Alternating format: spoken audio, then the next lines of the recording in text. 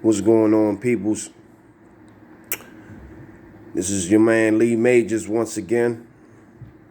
I just wanted to go on ahead and make a quick video. It's like 10:27, and I just wanted to get on the topic real quick. It was just some shit that just crossed my mind. You know what I'm saying? Just what about money and finances and things that we did.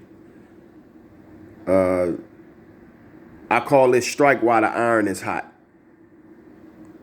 Strike while the iron is hot.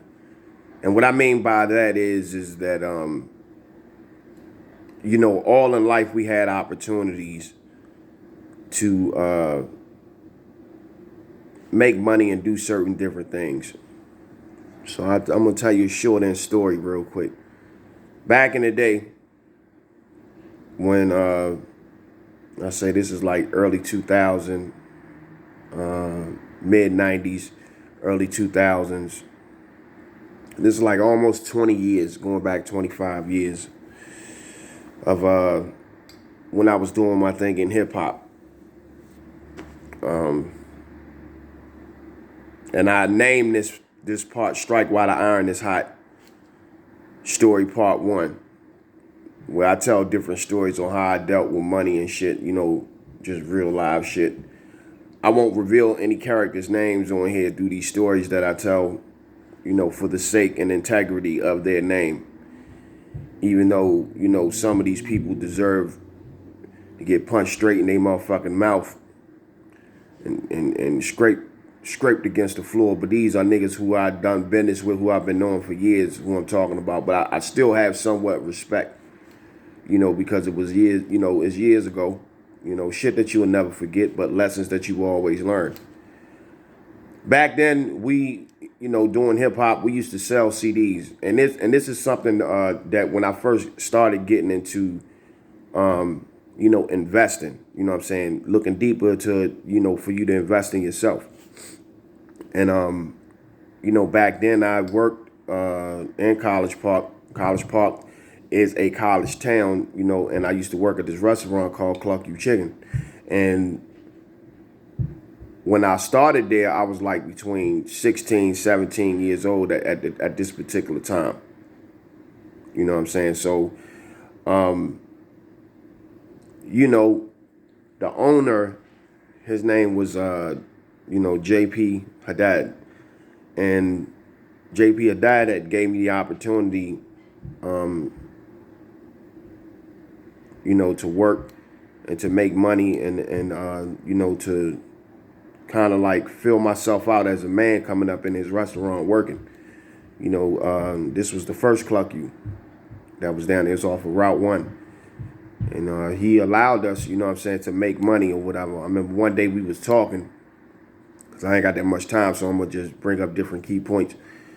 One day we was talking, and I asked him, I was like, yo, are you going to give me a raise? He was like, you don't need no raise.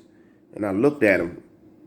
I was like, well, what do you mean? He was like, work more hours. You know what I'm saying? So he was like, if I give you a raise, it ain't going to really mean anything because they just going to tax you or whatever. So it was just little key things of that nature that we would share. But he taught me how to run the business. He taught me how to cut, celery the proper way and make all the sauces and everything like that. I always had a talent for cooking when I was coming up. So, I was raised with working in different restaurants and stuff. So, before then I was working for the Dancing Crab. This between like 15, 16, all the way until I was 19 years old. You know what I'm saying? Through my teenage years. Pretty much got into music. All throughout that, I was always musically inclined, so I got into the music, rapping and everything like that. Made my own CDs, got up with some cats that were at Maryland University and made my own CDs and everything like that. And this was the time where the independent movement was actually strong. And, you know, this was the time when I seen, you know, Master P and a lot of niggas from the South and some niggas up north, you know what I mean? But a lot of niggas that was mainly from the South and the Midwest actually selling their own products. So I caught on to that shit. You know what I'm saying? I looked for every piece of information where I could find out on how to do that shit. So, you know, niggas was printing up their CDs and selling their shit or whatever. So I you know, did my own album and you know what I mean? It's called Verse for Verse Volume 1. I printed up my own stuff. And at this particular time, you know, I was selling my CDs for like $13, between $7 to $13 a disc. Made a lot of money off of it. I'm gonna tell you, when I was selling my own music, I was hustling like 16 hours a day, you know, just selling the materials, you know, to the people in the town. You know what I'm saying? And I pushed, like throughout the whole duration of my underground career, I pushed over 60,000 units. This is just me by myself. You know what I'm saying? This is just me by myself over those amount of years. So I seen a lot of money. You know what I'm saying? You talking about $7 to $13 a disc. You know, I made good money, and then I combined that money with the money that I was making at the you know what I'm saying, at the job. Well, I felt as though, you know, that at this particular time, nobody really couldn't tell me shit because I had made my first $10,000. And, you know, I have, you know, further down the line, when I get further down the line with all my experiences and all the in-between shit that I experienced, then I can get into further detail of everything that I've done. You know what I'm saying? But it's going to take some time. But anyway, just to make a long story short, I combined that money together and I started getting into investing, and I got into the stock market then, you know what I'm saying, at an early age. Then. So I took my CD money, and when I mean by strike while the iron is hot, I always strive to take a piece of whatever money that it was that I did make, and I always put that shit away. I always put that shit away. If I made 10, I put $4 up. So I put $4 out of every $10 that I made up. You know what I'm saying? Just to give you an illustration or use that as an analogy on what's going on. All right. But I also got hip. You know, I met a lot of people. You know, in College Park, you meet a lot of people. It's a college town, billions of dollars flow through there. You meet a lot of people. So I met up with some cats, you know what I'm saying, that some older G's, man, you know, older white cats that kind of hit me or whatever to like, yo, you need to put your money to work and everything. And, you know, we used to sit and eat breakfast together, and I sit with these old men, and they would share the game with me on the market and what needed to be done and what you needed to do. One thing that I found out is that, you know, as far as inventory, you know, you buy and sell to buy and sell more to buy and sell more, you know what I'm saying, of whatever it is that you buying. So if your inventory is always tight, you would never ever run out of shit. So I had a demand. I made myself popular. I printed up some CDs. I took the CDs and I sold them. I took the money from that and flipped it. Of course, you had to live, eat, and everything else. So that's where the job came into play, because you still had to fund your operation as you go along. But what I did was that I invested my money into various different things. Didn't let a lot of people know about it or whatever. Motherfuckers always thought, you know, when you fall on hard times that, you know, you ain't got shit in the cut or whatever. You know what I'm saying? I had managed to maintain my investments throughout all the adversities and shit that I was going through. That's why I was able to bounce back so quick. You know, some of the time, certain monies that you make is not for various different things that you may think, or like you may have the luxury of going in, spending a few $100s. That few $100s is to take care of your future self. So I hope that y'all, you know, so far y'all understand this. As my career went, I did shows. Like I said, every piece of money that I made, I put a portion of that shit up. A lot of my homies wasn't good with money management back then. You know, I was on my own. I've been out the house since 15, 16 years old. I was a father at 16. So as far as paying bills, I've been paying bills ever since I was 9. I mean, like knowing, helping my moms out, you know what I'm saying, knowing what bills was. I had the concept of what bills was, and if this shit didn't get paid, we was gonna get put out on the street. I seen a lot of, family members, you know what I'm saying, that were horrible with money management. You know what I'm saying? And I don't give a fuck how much money that you got. And not to go off a tangent or go off a subject, all the CDs that I sold, if you look at it, right, even if you do 7 times 60 or 7 times, you know what I mean, or what I push 60,000 units, give or take, I say between $7 to $13. If you could do the math on that, that's how much money that I made over the course of maybe a 5 or 8 year period. You know what I'm saying? But the thing was that I was able to stay where I was because it was expensive around there. It was definitely expensive around College Park. And, you had to make a certain amount to be able to sustain yourself. And I managed to do that for 18 motherfucking years. You know what I'm saying? And plus take care of my family. So if you look at that, I mean, that was good money management. Of course, we all fall on hard times, something that you call life. You know what I'm saying? You take hits and everything or whatever. But I managed, to still keep my basic necessities level. You know what I'm saying? Still managed to take care of my daughter, still managed to pay bills and rent wherever I was, you know what I'm saying? And also helped a lot of few people with my money management skills along the way through my journey, you know what I'm saying?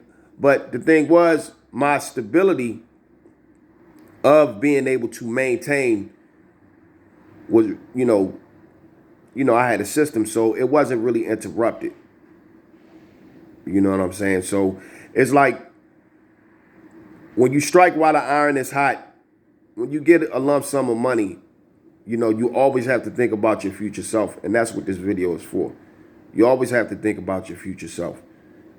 And I took advantage of that back then, as far as selling the CDs and then, doing shows and everything like that from a local service. I made a lot of money locally, you know what I'm saying? I was international a little bit, but once when you see how the game goes and how things are played, and then when you start to find out that shit ain't set up for you to actually win, then, independently, that's what you started doing. But that's how I started investing and everything like that. It started with me selling music and food first. Before I got into the stocks, you know what I'm saying? Because that was my stock that I used to invest into. I would buy CDs, you know what I'm saying? You sell those, you know what I'm saying? You double up and then you re-up and then you get some more. You buy, you sell, and you get some more, you know what I mean? But you build up a supply and demand first. So that's how I got introduced at selling, and investing, you know what I mean? Before I started jumping into the stock market and getting into IRAs and municipal bonds and all that other shit. You know what I mean? I did real live extensive research, but I used to do the old hustlers thing where you sit on your money or whatever, right? You know what I'm saying? And you just keep stacking your money and stacking your money and stacking your money. So what we would do was that whatever when we would get in trouble, or you go to your stash or whatever, and you handle your business. You pay for it straight out and right out. To have that money working wasn't a realistic thing for us because we stayed in our area of competence. You know what I'm saying? We didn't know, and that's why I say information is power. We didn't know that we could put that shit in these various different accounts. And it could gain interest. You know what I'm saying? I could have made way more money than what I made, then, if I'd have known that back then. But you go through shit and you find out various different shits. But soon as I found out, I elevated my game and I went on ahead and I started doing that. So now, work is just not just work. It's not just an old cycle of working and getting up hustling. You know what I'm saying? Like, you can make your shit count even more now. So like now, I'm down to one job. I work one job because I've invested so much. I work one job. I didn't buy no cars or whatever. I didn't buy anything that went over my numbers, you know what I mean, of my financial capability. So you bring in a certain amount of money. I didn't go over that, you know what I'm saying? Some of the times I spent time paying up things so that way months ahead of time I wouldn't have to worry about it. So, I ain't buying no brand new clothes or nothing like that. I paid the bills up. I paid the bills up and I set money to the side and I invested into something. So now, me it being in my 40s now, I don't have a lot of debt like everybody got. By me actually doing what I did back then, I don't have a lot of debt like everybody has. You know what I'm saying? And people was like, oh, well, you say you made all this money or whatever, right? Even though I made that money, the cost of living, expenses, everybody is not like you know what I'm saying? Then you gotta pay motherfuckers because I had niggas working with me and for me with certain different shit. So I could, I easily spent, throughout that time, if you look at it, I easily spent over what in a 10-year period, maybe $200,000-$300,000. Off of hip hop, I was making like $80,000-$90,000 a year off the music and cooking. So, and plus I was throwing my own shows. So I was making pretty good money. You know what I'm saying? All those years. But I also was taking care of niggas too. And they know who they is. So, or who they was. You know what I'm saying? So I helped a lot of people out along my journey. You know what I'm saying? To deal with money, to have financial literacy is very important in this country, man. So I'm going to go ahead and cut out because we had 17 minutes. But yeah, the name of this joint is Strike While the Iron is Hot, man. You know what I mean? I'm going to do a part 2.